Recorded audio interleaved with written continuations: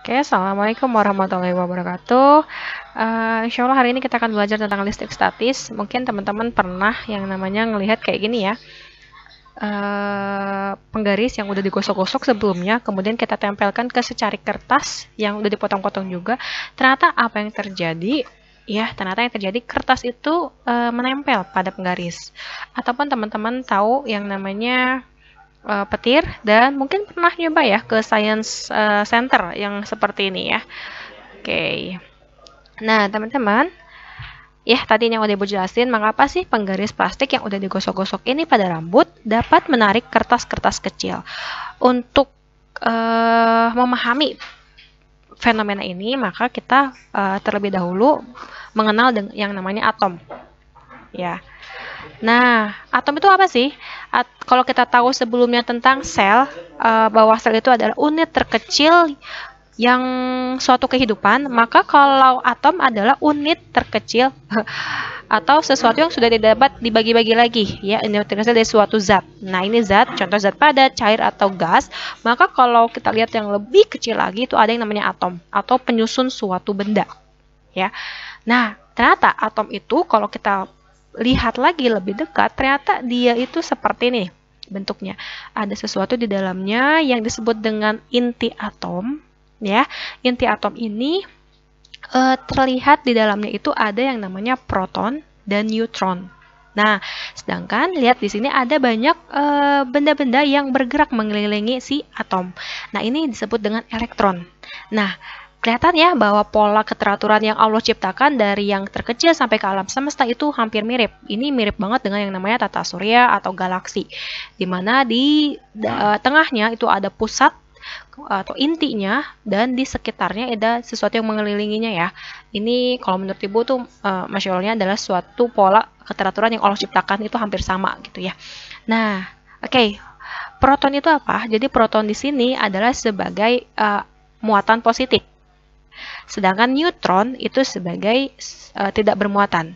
Dan elektron yang mengelilingi yang bergeraknya itu sebagai muatan negatifnya. Nah, oke, teman-teman di sini. Nah, ini dalam satu atom atau dalam satu atom kita lihat di sini ada 2 proton, ada 2 neutron, dan ada 2 elektron. Maka atom ini disebut dengan atom netral. Kenapa? Karena jumlah proton itu sama dengan jumlah elektron. Ya, oke, ibu ulangi lagi. Ini disebut dengan atom netral karena dia jumlah proton ya sama dengan jumlah elektron. Nah, terus bisa nggak Bu dia jadi atom bermuatan positif? Bisa aja. Kata apa? Kapan? Yaitu ketika nih elektron ini tuh dia kabur gitu ya. Bahasanya itu lepas dari orbitnya. Dia keluar dari atom ini, maka atom ini akan kekurangan elektron sehingga dia akan bermuatan positif. Nah, atom lain yang menerima elektron dari atom-atom yang lain, jadi kalau ada suatu atom ternyata dia mendapatkan elektron dari tetangga atau dari atom yang lain, maka dia akan kelebihan elektron. Nah, dengan kelebihan elektron ini maka dia disebut dengan atom bermuatan negatif. Oke. Nah, ini contoh gimana caranya kita bisa mendapatkan muatan listrik paling dasar atau paling gampangnya itu dengan cara digosok. Ya, ini digosok.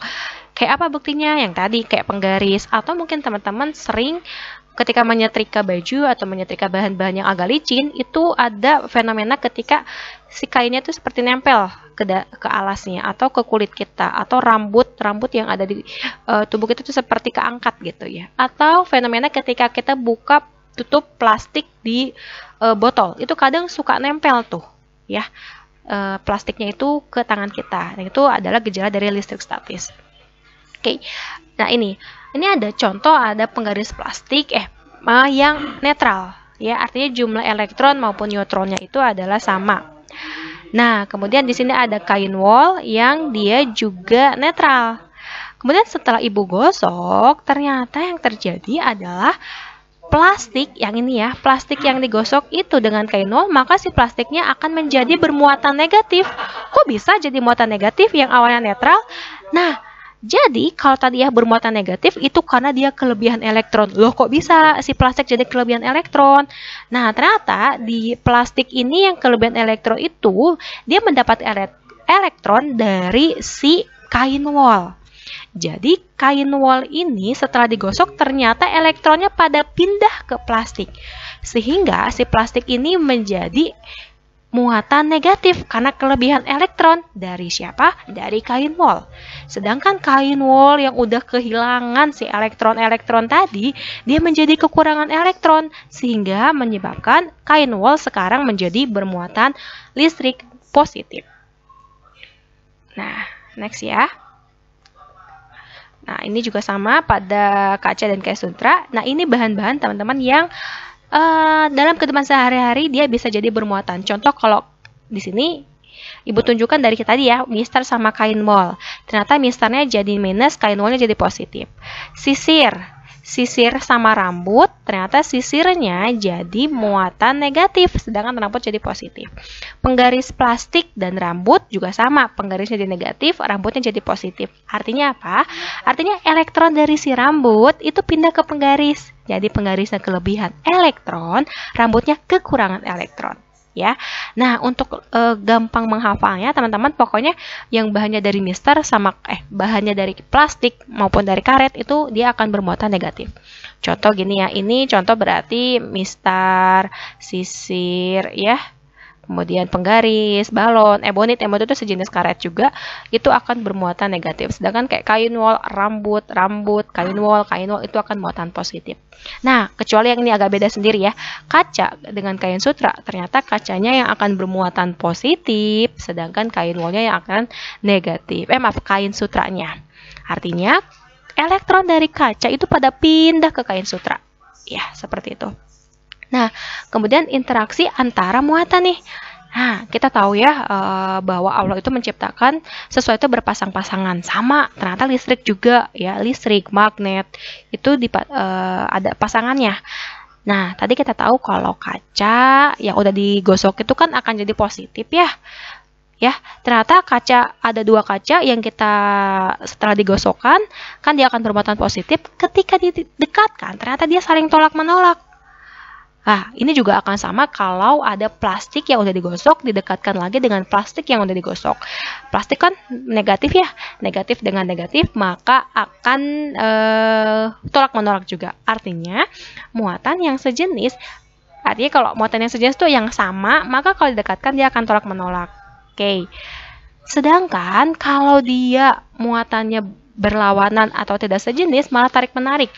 Ya, kayak gitu. Nah, berarti ada besar dong, ada besarnya berapa ya dia narik aku atau berapa ya dia menolak aku ya. Berarti ada besarnya ya. Besarnya gimana? Oke, contoh ini. Nah, ini ya. Ini ada muatan. Oke, ini ada muatan Q1. Jadi Q1 itu adalah bilangan yang menunjukkan seberapa besar muatan yang pertama. Kemudian ini adalah Q2 menunjukkan seberapa besar muatan yang kedua. Dan R ini adalah jarak antar mereka. Ternyata, ingat ya, positif dengan positif tolak-menolak. Nah, ini FF itu adalah gaya tolak-menolaknya. Oke, jadi Q1 besarnya muatan, Q2 besarnya muatan yang kedua, dan R adalah jaraknya. Ini positif dengan negatif. Ternyata ada gaya mendekat, saling mendekat. Ya. Nah, oke, berapa besarnya?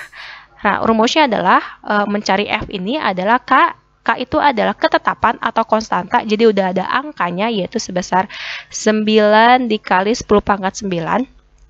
Q1 adalah besarnya muatan Q1. Satuannya itu adalah kolom. Ya. Q2 adalah besarnya muatan yang kedua sama juga kolom. R adalah jarak antar kuadanya, keduanya. Jadi kalau ibu singkat biar kalian cepat ngafalinnya atau cepat ingat itu gini. Gaya tarik-menarik atau tolak-menolak itu adalah kakiku retak-retak atau kakiku rorombehan, terserah kalian ya. Pokoknya mah itu singkatannya kakiku retak-retak. Oke. Ingat ya, jarak harus dalam bentuk meter. Contoh di sini. Maaf, ini ibu akan Oke, teman-teman, di sini kita akan membahas satu soal, yaitu dua buah benda masing-masing bermuatan 3 mikrokolom dan 2 mikrokolom yang terpisah sejauh 20 cm. Bila ketetapan 9 dikali 10 pangkat 9, berapakah gaya tarik antar kedua muatan? Nah, di sini ada hal yang baru, ada satuan mikro. Ini bacanya mikro, kayak angka 4 kebalik tuh mikro. 1 mikrokolom itu berapa? Itu hasil nilainya adalah 10 pangkat negatif 6. Nah, di sini kita lihat bahwa muatan Q1 itu adalah 3 mikrokolom. Nah, artinya berarti 3 kali 10 pangkat negatif 6 mikrokolom. Sedangkan muatan yang kedua ini ada minus 2 mikrokolom. Nah, minus ini artinya bukan berarti dia jadi angka minus ya. Maksudnya bernilai minus, bukan. Tapi dia menunjukkan bahwa muatan yang kedua ini bermuatan negatif. Artinya kalau Q1-nya positif, Q2-nya negatif, berarti gaya tarik antar mereka itu adalah gaya antar mereka atau interaksi antar mereka adalah tarik-menarik. Nah, terpisah sejauh 20 cm, berarti R-nya 20 cm. Ubah dalam bentuk meter, jadi 20 bagi 100, yang hasilnya adalah 0,2. 0,2 itu kan artinya 2/10 ya. Kalau kita jadi notasi ilmiah, berarti sama aja kayak 2 kali 10 pangkat negatif 1 meter. Teman-teman sudah belajar tentang pangkat negatif ya. Jadi kalau 2/10 ini kan 0,2 atau 2/10 artinya 2 kali 10 pangkat negatif 1. Nah, ketetapannya adalah 9 kali 10 pangkat 9. Kita langsung masukkan Q1, Q2, R kali R. Maka langsung masukin aja 9 dikali 10 pangkat 9 sebagai K, 3 kali 10 pangkat negatif 6 sebagai Q1, 2 kali 10 pangkat negatif 6 dibagi R kali R. Ya.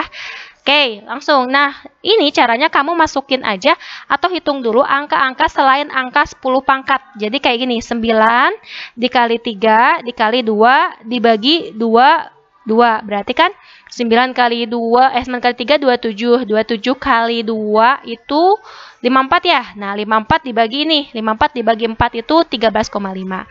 Kemudian baru kita kelompokkan yang 10 pangkat. Nah, teman-teman juga baru belajar kan tentang pangkat-pangkat ya.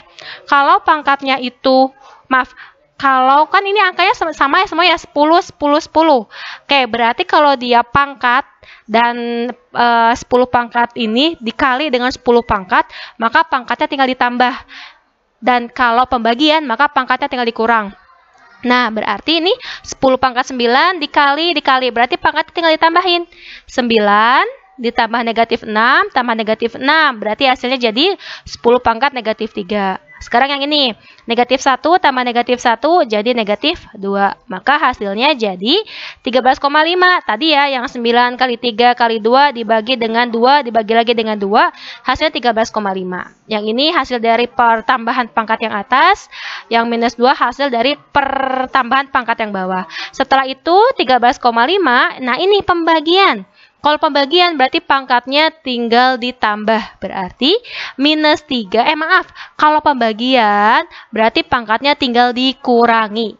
Berarti ini minus 3 dikurangi minus 2, kan jadinya minus 1 ya. Aduh maaf ini harusnya jadi minus 1. Oke, Ibu perbaiki. Nah, jadi 13,5 dikali 10 pangkat minus 1. Nah, 10 pangkat minus 1 itu artinya 1/10. Berarti 13,5 per 10. Artinya 1,35. Nah, tugas teman-teman, coba kalian kerjakan buku paket halaman 127, nomor 1 sampai 6, kemudian dilanjut nomor 8 dan 18. Itu yang bisa Ibu sampaikan. Terima kasih. Jika ada yang masih bingung, silakan langsung aja ke Ibu.